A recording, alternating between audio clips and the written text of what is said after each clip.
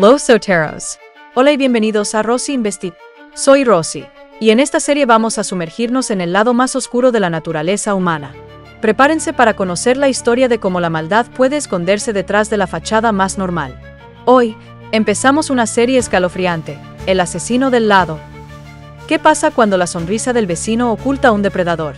En este episodio, desenterraremos el caso real de un criminal que vivía en la comunidad, pasaba desapercibido y era, para todos, simplemente un buen tipo. Pero bajo la superficie, acechaba un sanguinario. Ponte tus audífonos, ajusta el volumen, porque la investigación comienza ahora. Copyright. Todo el material presentado en este podcast es propiedad de Rosy Investiga. Copyright 2025. Todos los derechos reservados. 15 de enero de 1974, 8:20 hoy. Se llamaba José Otero. Tenía 11 años, usaba gafas, escribía poesía, dibujaba y se preocupaba por su aspecto. Había empezado a usar sostén y a dejarse crecer el pelo. Le caía tan espeso alrededor de la cabeza y el cuello que al hombre de la pistola pronto le costaría mucho atarle la tela para mantener la mordaza en la boca. Cuando José se despertó esa mañana, el hombre del arma se acercó sigilosamente a su puerta trasera y vio algo que lo hizo sudar. Una huella en el patio nevado. No esperaba un perro. Silbó suavemente. No había perro.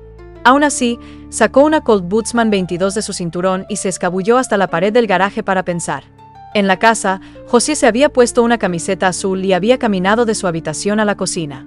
Era un paseo corto. Era una casa pequeña. Su madre, Julie, estaba en la cocina, con su bata azul puesta. Había puesto la mesa, sacando cereal y leche para el desayuno y latas de carne en conserva para los sándwiches del almuerzo escolar. Joe, el padre de José, estaba comiendo peras enlatadas. Con 1,63 m de altura, José ya era 2,5 centímetros más alta que su madre y tan alta como su padre. Pero se preocupaba por las preocupaciones de una niña. «No me quieres tanto como a los demás», le había dicho un día a su hermano Charlie. A sus 15 años, era el mayor de los 5 hermanos Otero. «No es cierto», dijo. «Te quiero tanto como a cualquiera de ellos». Se sentía mejor, los quería a todos. A mamá, a papá, a Charlie, a Joy, de 9 años, a Danny, de 14, y a Carmen, de 13. Le encantaba cómo Joy observaba a sus hermanos e intentaba ser duro como ellos. Era tan mono. Las niñas de la escuela primaria Adams adoraban sus ojos marrones. Esa mañana se había vestido para llamar la atención. Una camisa de manga larga sobre una camiseta amarilla y una camiseta interior blanca, y pantalones morados con bolsillos blancos y rayas blancas en la espalda. Era martes. Jugarían con el perro, ayudarían a mamá a preparar la comida, y luego papá llevaría a José y Joy a la escuela, como ya había hecho con Charlie, Danny y Carmen. Mamá había dejado sus abrigos en una silla. Afuera, el hombre vaciló. En los bolsillos de su parca llevaba cuerda, cordón de persiana veneciana, mordazas, cinta adhesiva blanca, un cuchillo y bolsas de plástico. Los Otero habían vivido en Camden, Nueva Jersey, y luego en la zona del Canal de Panamá durante 7 años, y luego en su natal Puerto Rico con familiares durante unos meses. Habían comprado su casa en Wichita hacía apenas 10 semanas y aún se estaban orientando. Wichita era un importante centro de fabricación de aviones, y esto representaba una oportunidad para Joe. Se había jubilado como sargento técnico tras 20 años en la Fuerza Aérea de los Estados Unidos y ahora trabajaba en aviones y enseñaba vuelo en Cookeville, a pocos kilómetros de Wichita, la capital aérea mundial.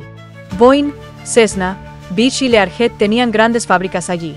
La ciudad que una vez envió 1,600 bombarderos B-29 Superfortress a la guerra ahora abastecía de aviones a aerolíneas y estrellas de cine. Julie había aceptado un trabajo en Coleman, la fábrica de equipos de acampada, pero fue despedida unas semanas después debido a una reducción de personal. Charlie, Danny, Joey, Carmen, Josie, Julie y Joe Otero ahora vivían entre los 260,000 habitantes de Wichita, muchos de los cuales eran campesinos que apreciaban la confianza que sentían por sus vecinos y dejaban las puertas sin llave. Los fabricantes de aviones habían llegado a Wichita décadas antes, en parte porque podían contratar a jóvenes que habían crecido en granjas vecinas, aprendiendo a reparar motores de tractores y carburadores desde pequeños, y estos trabajadores y sus familias habían traído consigo su sensibilidad agrícola a la ciudad. La gente todavía dejaba las llaves dentro de sus coches por la noche y llevaba guisos a los vecinos enfermos. Esta era una cultura que les gustaba a los Otero, pero Joe y Julie tenían una actitud más neoyorquina en cuanto a la seguridad. Joe había adquirido el perro Lucky, que odiaba a los desconocidos. Joe tenía astucia callejera y, a los 38 años, seguía siendo fibroso y fuerte. Había sido campeón de boxeo en el Harlem español. Julie, de 34 años, practicaba judo y se lo enseñaba a los niños. Joe era astuto, pero juguetón. En el trabajo, entre desconocidos anglosajones, hacía reír a la gente burlándose de su propio acento puertorriqueño. Hacía que ir de compras fuera divertido. Una vez, arrastrando a los niños en un trineo por una tienda mientras reían. Cuando Joe firmó la hipoteca de la casa, 6 habitaciones y un sótano sin terminar, bromeó con el agente: espero seguir vivo cuando este gravamen esté pagado. 2 meses después los Otero todavía estaban desempacando cajas. Una noche, Joe y Charlie vieron la película A Sangre Fría, la historia de 2 perdedores que en 1959 asesinaron a 4 miembros de la familia Clutter en Houlkem, Kansas. ¿Cómo pudo alguien hacer eso?, preguntó Charlie. Alégrate de que nunca te haya pasado algo así, dijo Joe. Dennis Rader había visto a la mujer y a la niña un día mientras llevaba a su esposa al trabajo en la administración de veteranos. A su esposa no le gustaba conducir con nieve. En Edgemore Drive, vio a 2 mujeres de piel oscura en una camioneta que daba marcha atrás hacia la avenida Murdoch. Después de eso, los acechó durante semanas y tomó notas. Siguió a Julie varias veces mientras llevaba a Josier y Joy a la escuela. Sabía que habían salido sobre las 8:45 y que Julie tardó 7 minutos en volver a casa. Sabía que el esposo se había ido al trabajo sobre las 8 de la mañana. No quería confrontarlo, así que programó su llegada sobre las 8:20. El esposo se habría ido. El chico estaría allí, pero él era un elemento secundario del plan. Mataría al chico, pero no lo quería. Quería a la chica. Él no sabía que los Oteros se habían quedado con un solo coche. Joe había destrozado el otro unos días antes, fracturándose varias costillas. Para que Carmen, Danny y Charlie llegaran a la escuela antes de las 8, Joe había tomado la camioneta que solía conducir Julie. Charlie había empezado a cerrar la puerta del garaje, pero Joe le dijo que la dejara levantada porque volvería. Con su lesión, Joe no podía trabajar.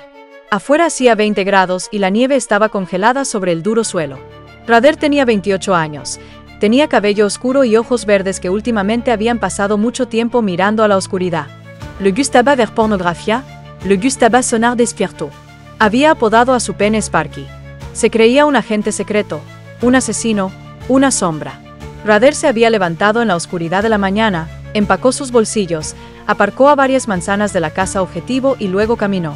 La casa se encontraba en la esquina noroeste de Murdoch Avenue y Edgemore Drive, al este de Wichita.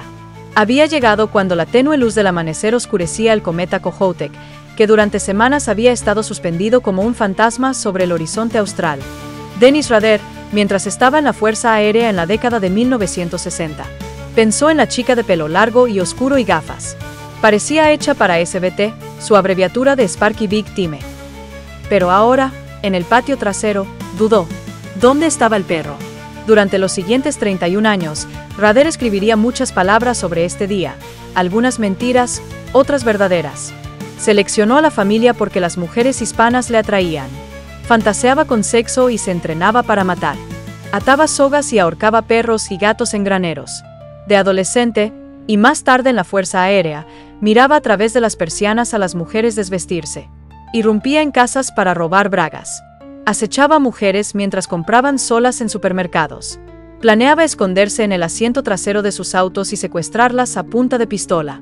Las llevaba a lugares donde él y Sparky podían jugar, atar, torturar, matar. Él siempre se había acobardado, pero esta vez no. Se arrastró desde el garaje hasta la puerta trasera. Extendió la mano para abrirlo. Loquero. Sacó un cuchillo de casa y cortó el cable telefónico, que estaba fijado a la pared de tablillas blancas. De repente, oyó que se abría la puerta trasera. Sacó su arma y se encontró mirando fijamente al niño. Y finalmente vio al perro, de pie junto al niño. El perro empezó a ladrar. Rápidamente, mientras el sudor empezaba a correr, Rader llevó al niño a la cocina y se encontró con otra sorpresa. El hombre estaba en casa. El perro ladraba y ladraba. Rader era 18 centímetros más alto que el hombre más pequeño, pero ahora sentía un miedo estremecedor. Apuntó con su arma. «Esto es un atraco», dijo. La niña empezó a llorar. «No os alarméis», les dijo. Al otro lado de la ciudad, varias millas al oeste, vivía un estudiante universitario que no tenía idea de cómo los acontecimientos de ese día moldearían su vida. Era todo un personaje, o eso creía su madre. Nunca podía quedarse quieto, siempre tenía que estar haciendo algo con las manos. Era un sablo todo. De pequeño, cuando jugaba a policías y ladrones, siempre hacía de policía. Cuando los otros niños lo presionaban para que fuera el malo, se marchaba. Parecía una persona honesta, pero no lo era. Se metía en peleas, como muchos otros chicos que crecían en la ruda zona obrera del oeste de Wichita, pero aprendió a evitarlas. Ganó campeonatos de debate en el instituto, pero le ocultó a su madre sus salidas a fiestas. Interpretó al Beagle Snoopy en una producción escolar de Eres un buen hombre, Charlie Brown.